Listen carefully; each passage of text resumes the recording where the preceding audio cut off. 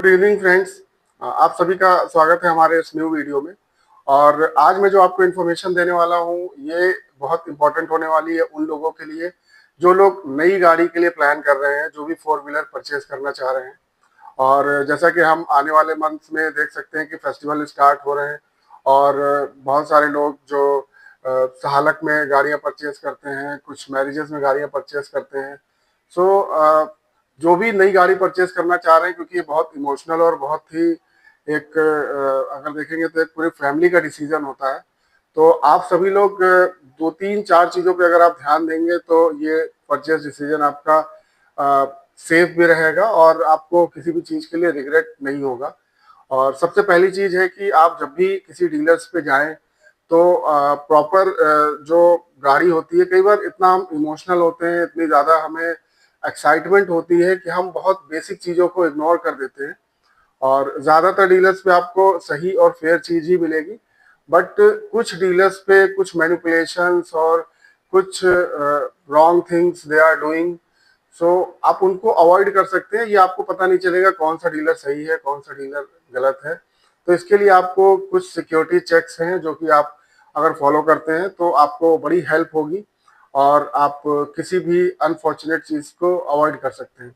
सबसे पहली चीज कि आप कोई भी गाड़ी अगर प्लान कर रहे हैं तो आपको सबसे पहले मॉडल और कलर जो भी चीज है वो आप अपना आपस में घर में फैमिली में डिस्कस कर लें या सर्च कर लें अपनी रिक्वायरमेंट के हिसाब से, जो भी बजट है आपका उसके हिसाब से। क्योंकि गाड़ियां देखिए बेस वेरिएंट से लेकर के टॉप वेरिएंट में काफी प्राइस डिफरेंस होता है।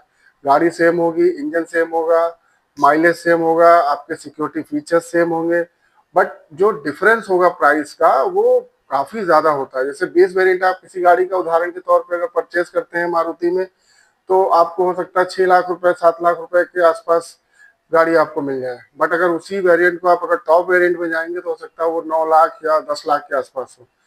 तो 3 से 4 लाख रुपए का डिफरेंस, ये मैंने मारुति के प्रोडक्ट की बात करी।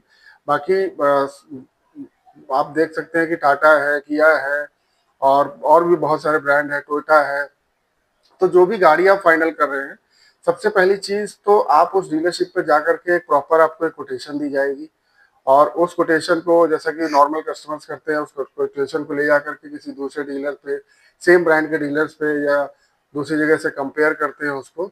तो आप जब भी कंपेयर करिए तो प्लीज मेक श्योर कि आप पॉइंट टू पॉइंट कंपेयर करिए। कहीं पे अगर आपको डिस्काउंट ज्यादा मिल रहा है, कहीं पे डिस्काउंट अगर आपको कम मिल रहा है, तो आपको ये जानने की कोशिश जरूर करनी चाहिए कि वहां पे डिस्काउंट अगर ज्यादा है तो क्यों है और कम है तो क्यों है। क्योंकि देखिए एक लिमिटेड मार्जिन होता है गाड़ी पे, और उस मार्जिन से ज्यादा अगर कोई डिस्काउंट दे रहा है तो आपको थोड़ा सा जो है एक सतर्क हो जाना चाहिए और चीजों को अच्छे से क्रॉस चेक करके ही डिसीजन आगे लेना चाहिए। अदरवाइज आप देखिए गाड़ी डिसीजन जो होता है, हम लोग इमोशनल भी होते हैं उस टाइम पे, बहुत ज्यादा एक्साइटेड भी होते हैं कि हमारी नई गाड़ी आ रही है। बट आप प्लीज आप इस चीज को थोड़ा सा अगर आप ध्यान रखेंगे तो आप किसी भी मतलब अनफॉर्चुनेट चीज को अवॉइड कर सकते हैं। सबसे पहले आप एक शोरूम पैन इंडिया सेम होता है, उसको आप उसमें कोई चेंजेस नहीं हो सकते हैं। जो चेंजेस होते हैं वो आपके होंगे इंश्योरेंस पॉलिसी में। अगर आप इंश्योरेंस पॉलिसी में कहीं पे ज्यादा है कहीं पे कम है, तो प्लीज आप ये देख लीजिए कि उसमें सारे एडॉन्स दे रखे हैं या नहीं दे रखे हैं। अगर कोई एडॉन्स कम होता है तो उसका बड़ा नॉमिनल से चार्ज होता है, और उस वजह से अगर आप अपना डिसीजन इधर से उधर कर रहे हैं तो वो एक बार आप जरूर देख लीजिए। उसके बाद वारंटी वो दे रहे हैं नहीं दे रहे हैं गाड़ी के साथ। कई जगह होता है कि वो वारंटी रिमूव करके प्राइस बताते हैं, कई जगह होता है वारंटी ऐड करके प्राइस बताते हैं, तो उसकी वजह से भी डिफरेंस आ जाता है। और एक नेक्स्ट इंपॉर्टेंट चीज होती है एक्सेसरीज, जो कि एक बहुत वास्ट और बहुत बड़ा एरिया है, जिसमें कि कई डीलर मैनिपुलेशन भी करते हैं, जिसमें कि आफ्टर मार्केट एक्सेसरीज वो अपने डीलरशिप से सेल कर सकते हैं और उसको प्राइस वो जो है ब्रांड का लगाते हैं और प्रोडक्ट जो होता है आपका वो आउटसाइड का होता है। तो ये ज्यादातर डीलर्स पे नहीं होता है, क्योंकि कंपनी खुद मेक श्योर करती है कि जो भी प्रोडक्ट वो सेल कर रही है वो ऑथेंटिक हो और उसमें सारे जो हॉलमार्क या जो भी चीजें होती है वो उसमें मेंशन रहती हैं।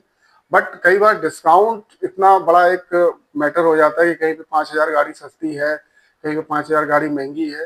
तो लोग क्या करते हैं, जहां पे गाड़ी सस्ती है वहां पे जाते हैं और उसमें डिटेल एनालिसिस करने की कोशिश नहीं करते हैं कि अगर वहां पे 5,000 सस्ती है तो क्यों सस्ती है।